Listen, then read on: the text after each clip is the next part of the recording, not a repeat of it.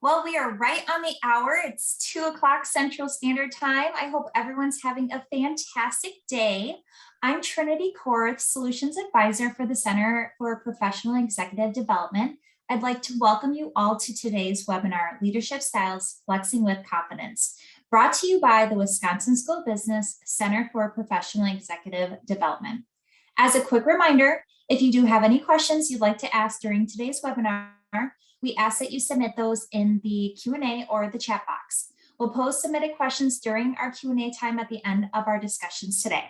I also want to mention that today's webinar is being recorded, and the link to the recording and a copy of the presentation will be made available within the next few days.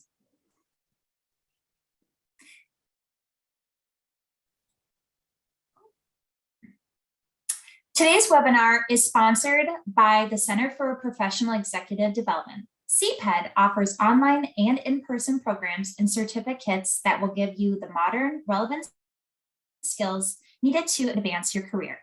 All of our programs offer interactive live learning sessions facilitated by instructors with practical business experience. CPED also partners with organizations to provide customized professional development programs, coaching, and consulting. For more information on the Center for Professional Executive Development, please visit our website at uwcped.org. That's uwcped.org. And now I'd like to take a moment to introduce you to today's facilitator, Lisa Yaffe, instructor and program director for the Center for Professional and Executive Development. Lisa comes to us with many years of expertise, and she sure is a delight, and we're so honored to have her here today. So thank you so much, Lisa, for joining us, and I'll pass it on over to you. Thank you so much, Trinity. Hello, everyone, and thank you for taking some time to spend with us today to be thinking about your leadership and how you manage and lead folks.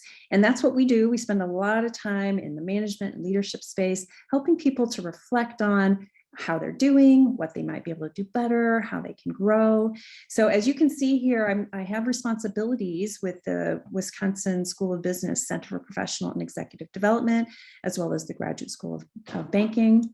And those are my current gigs, if you will. But I also have a lot of background in HR and in leadership development, coaching, and that sort of thing.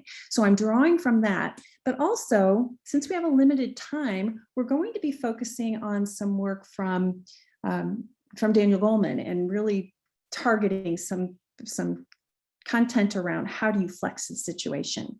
Before we get to that, I just want to share with you how I tend to kick off our classes at the Center for Professional and Executive Development.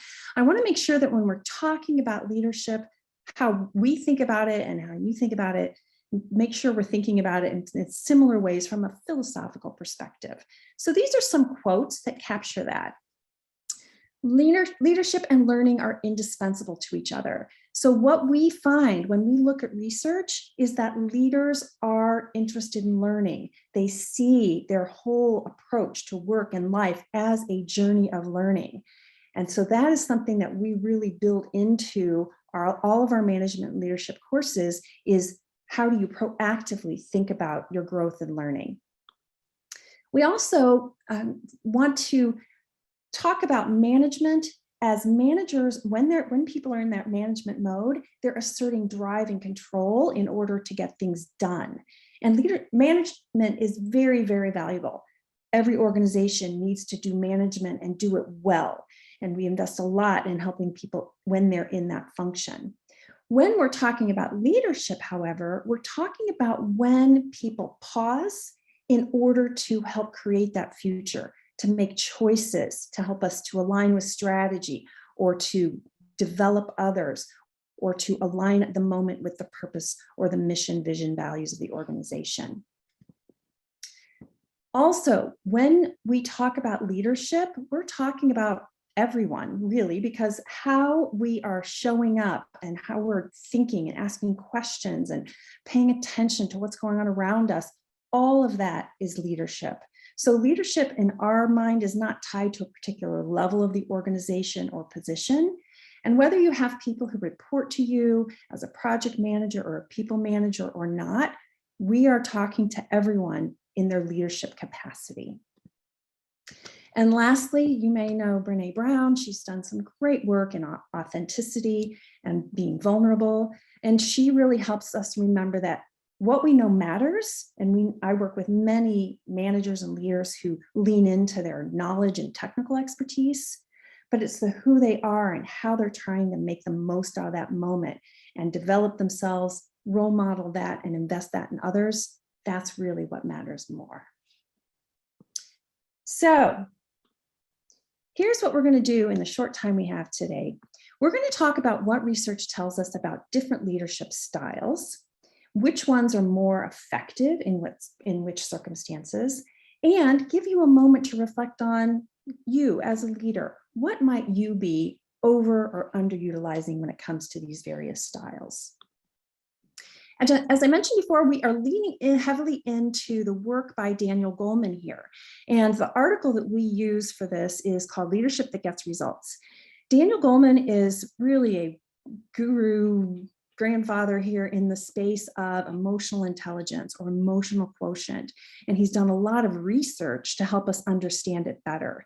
This particular article sits on a book of research and helps us understand what makes leaders effective. Some of the outcomes here of his article is that he makes the point that there are ways in which we drive the performance of an organization. There are many things around the choices we make in the market and how we bring our competencies to the table, how we compete. And there is also this thing called climate.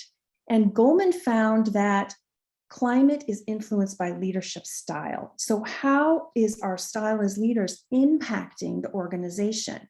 How are the individuals in the organization responding to the leadership and the choices the leaders make about style? That organizational climate, when they look across their book of research, they were able to show that organizational climate, as it's influenced by leadership, accounts for nearly a third of financial results.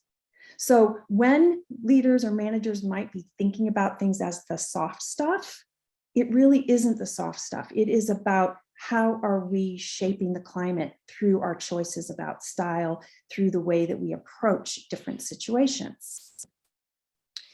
So as I mentioned, Goleman is really deeply steeped in emotional intelligence. And this is one picture of many that you could find if you research his work online and through his books. So this one is capturing a moment when he was talking about emotional intelligence in this quadrant of self-awareness. To what degree are individuals aware of themselves? And self-management. Aside from the awareness, can people make choices and be able to manifest their intentions around their behaviors and their goals? So there's the self-awareness and the self-management. In addition to that, emotional intelligence includes how do we understand others? How aware are we of others such that we can demonstrate empathy and understand what's going on around us when it comes to others, and then being able to act on that, being able to articulate a vision or influence people, communicate well, create collaboration and teamwork. So when we talk about emotional intelligence, we're talking about these things. And these things are what Goleman set out to measure when he did this research that we're looking at today. So here's the outcome of the research. What Goleman found is that there are 6 different types of leadership, and they are rooted in that emotional intelligence that we were just talking about. And research shows that the best leaders, the ones who are most effective over time, were figuring out how to use their emotional intelligence and then choose a style that matched the situation. So they were doing the right leadership style at the right time in the right measure. And good news for all of us is this can be learned.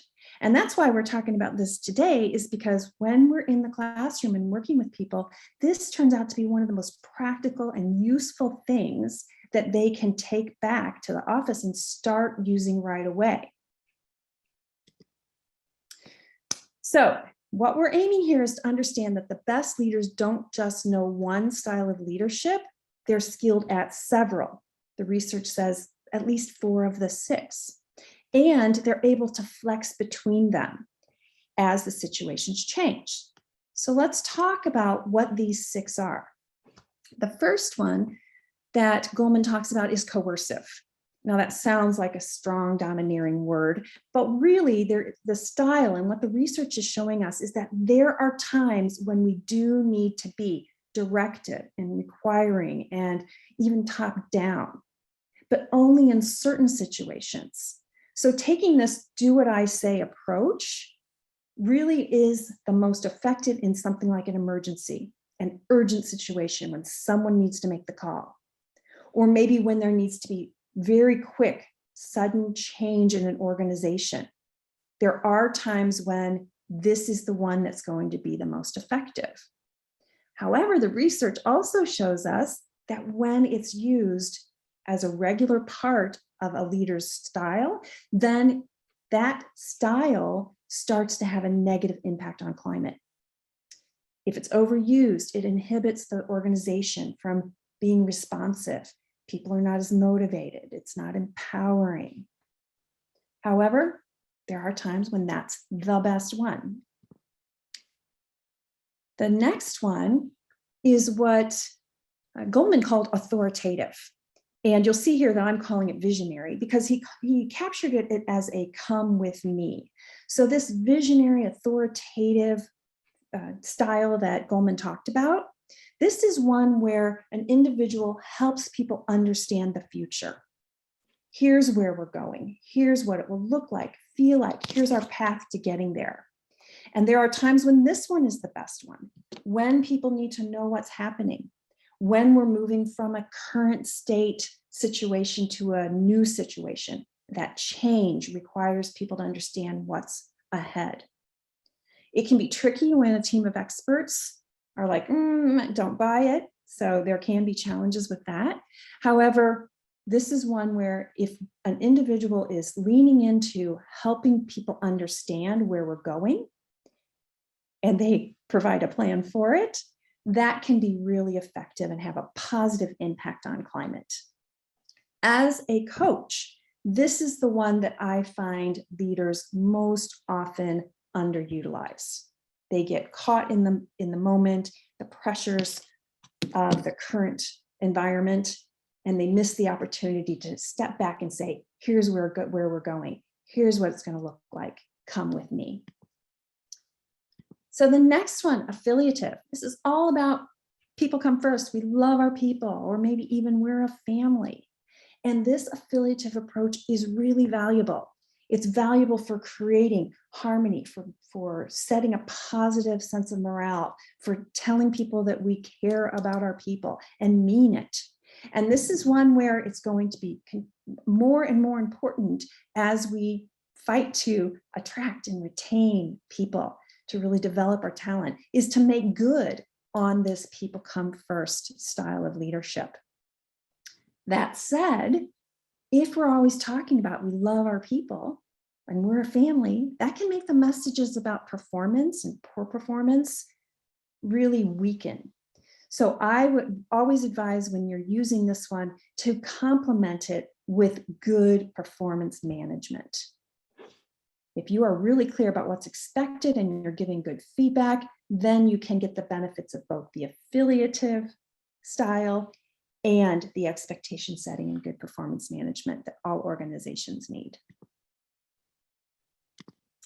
Democratic, this is the what do you think? Asking people for their input. And this is how we approach getting input from others and idea generation and helping people to be empowered, is involving them, getting their perspective on the customer or the market or the products. All of that upward information, so valuable for leading and leading inclusively. So it's such an essential leadership style. Now, if it's overused, then people can feel like, oh, are we still talking about this? Have we made a decision? Who's making the decision? Do we have a decision yet? So this is one that, to counter the downsides of the style, we really encourage you to think about, how do I get input and how do I time it? How do I explain where we are in the process so that we're giving some parameters and it's not feeling like, we're always getting input and not taking action with it. Pace setting. So this one is, hey, here's what excellence looks like, and we need to move at this pace with this level of standards and effectiveness and efficiency. And there are times when this can be really helpful. If there is a moment when you need to step in order to say, let's get it done, and here's what it can look like to work quickly and efficiently. If we are trying to give an example of, here's the standard you're going for. However, and I see many managers do this because of their responsibility to keep things moving, they sometimes get drawn into stepping in and doing the work themselves. So pace setting is one that can, if you're setting that hard pace, it can overwhelm others. They can feel like they're not really empowered to have autonomy and grow in the role. So it's really effective at times, but we caution you from overusing it. And it's one that can really benefit from partnering the pace setting style with this next one, the coaching style. So when we're talking about coaching, you all probably know what that is. Hopefully you've experienced some great coaching and you work on this yourself. But as a management style, there are real benefits to it. People feel like the manager cares, the leader's investing, they feel like they're being supported, they feel like they can have a future with the organization because they're growing. Everyone will come across some people who may not welcome that coaching style. However, my belief is that most people can get to a place if they feel some sense of security, if they genuinely feel like the manager or leader is saying, hey, let's talk about how we can help you develop, how you can grow, how you can continue to increase your impact and your contribution. So if we address that safety, that sense of safety and security, we're more likely to see this coaching style really take root and benefit. So here is a summary I've done of the data that we found when looking at Goleman's research. He and his partners did this work. The things you see on the left side, these are those things they use to define climate. Do people have flexibility? Do they feel a sense of responsibility? Do they follow the standards, etc.? Across the top, you see the 6 styles. And I've summarized here in a simple form what the styles mean when they're looked at over time. So what is the over time climate impact of each of these 4? And what you can see here is that authoritative visionary style, the affiliative one, the democratic one, the coaching one, those 4 are your powerhouse styles for increasing climate. These are the ones we should be drawing from as our most used styles. The coercive one, I hope we've made a good case for, there are times when that one is the one. That one will be the one that best fits the situation and get the results you need. However, over time, it works against that climate that we're looking for, that productive, effective climate. Pace setting is also one that, if overused, it has a downward pressure on the ability of the organization to be effective, because people are feeling like they're not empowered, or the boss will just change everything, or it's hard for me to get to those standards at that pace. So as you're thinking about which styles you might use and which ones you might want to use in order to flex, this is how you can think about them. What's the mix of them that you can develop so that you're getting the benefits of all 6 of them, and leaning mostly into these 4 that really help to have positive impact on climate so that you can benefit and contribute to the organizational climate impact on the organization overall.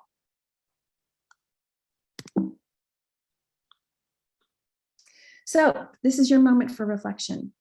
Of the styles that we've just been talking about, which one or ones might be your go-to styles? Which ones might you be using now?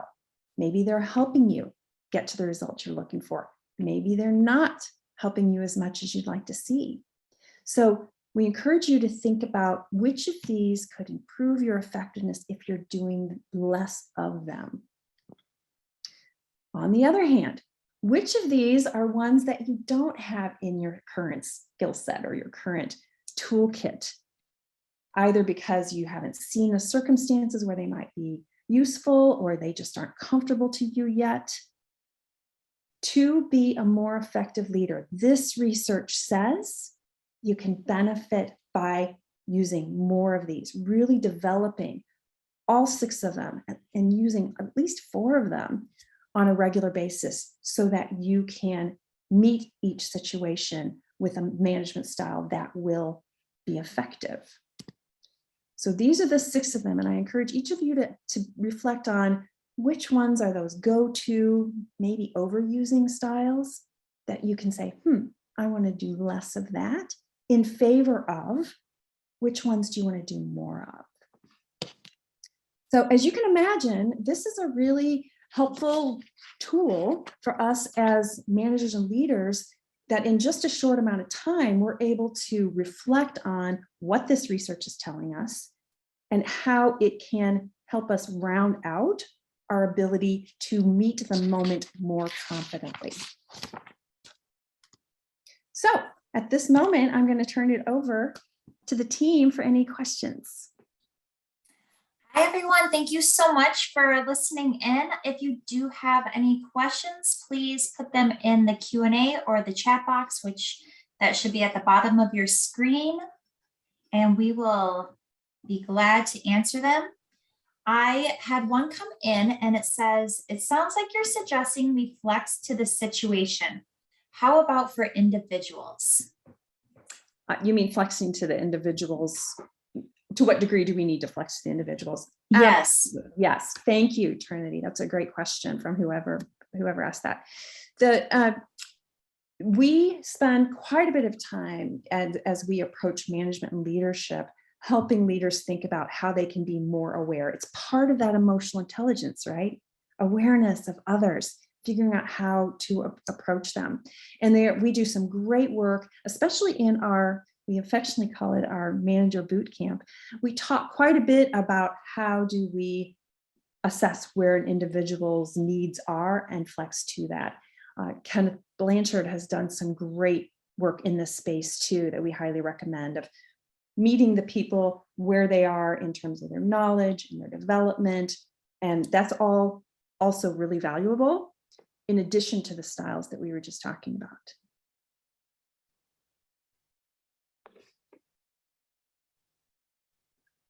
Can't hear you, Trinity. Sorry about that. I had another question come through that was asking, will people know what to think if they see me adjusting my styles and different approaches to scenarios? Yes, well, so I think I get this question often around, well, if I am showing up with one set of patterns and, I do this webinar or go to the Leadership Beyond Management course and I come back and I start to use some new styles, will my team know what to think, or will my peers know what to think? And we hope that they do see you using some new patterns of behavior, because we're wanting to see you use more different styles and to grow. And if that is something you're concerned about, that they might see you as being inconsistent or not having some continuity in how you approach things, I really recommend that you're transparent and say, we've been approaching this from standards and speed and efficiency perspective. Right now, we're going to pause and talk about how we learn, and let me do some coaching in this moment, or let's make this a development opportunity. Or typically, you'll see that I ask for everyone's input. This is a moment of urgent need. I'm making this call right now, and we'll talk about it later, which is flexing into that coercive style. So being explicit about your intentions is an excellent tool for leaders always. And in this case in particular, as you're flexing between them, be transparent, help people understand what your intentions are and why you're doing what you're doing. Excellent. Great. I have another question, and I think we have time for one or two more. Yeah. What if a leadership style doesn't align with the culture of the organization? That's a great question.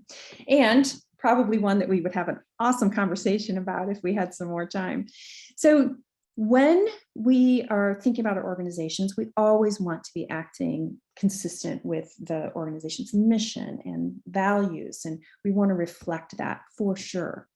And all of these styles, I believe, could be done in that way if they're done with respect, intention, and asking for feedback and development along the way.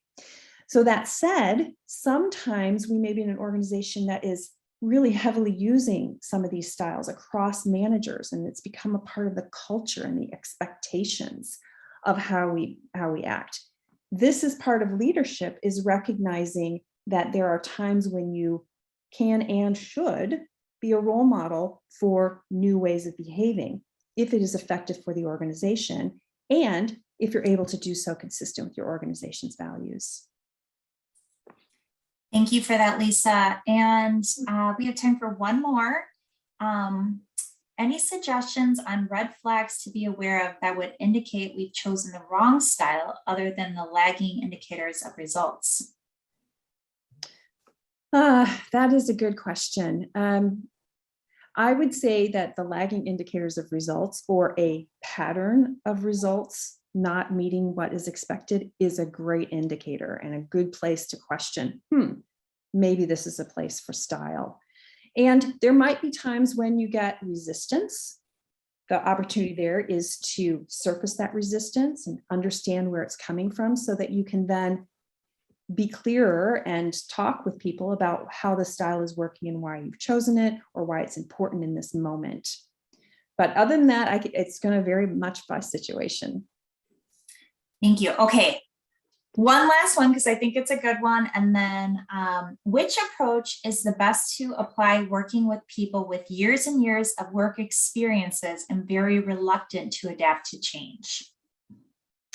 That's one I think that there may be moments where any of the 6 might work, but the ones that I would go to first would include the democratic, what do you think? Understand them, understand where they're coming from. Affiliative, we value people, we value you, we value your contribution, your history, what you're bringing to the table. And the coaching, here is what we are expecting, here are the gaps, whether they be personal or as a team or as an organization. Here's where we're trying to grow, and here's how we want to help you grow with the goal or the vision. But then, visionary has a place there too, reminding people, where are we going and what's that going to look like and feel like? That can also help with resistance. Well, thank you so much for that, Lisa. And thank you everyone for your comments. We didn't get a chance to hit on all of them, but I do want to be respectful of everyone's time. And hopefully you guys will be able to take the opportunity to check out our website and join us. We want to let you know that these leadership topics are further explored in CPED's Leadership Beyond Management program.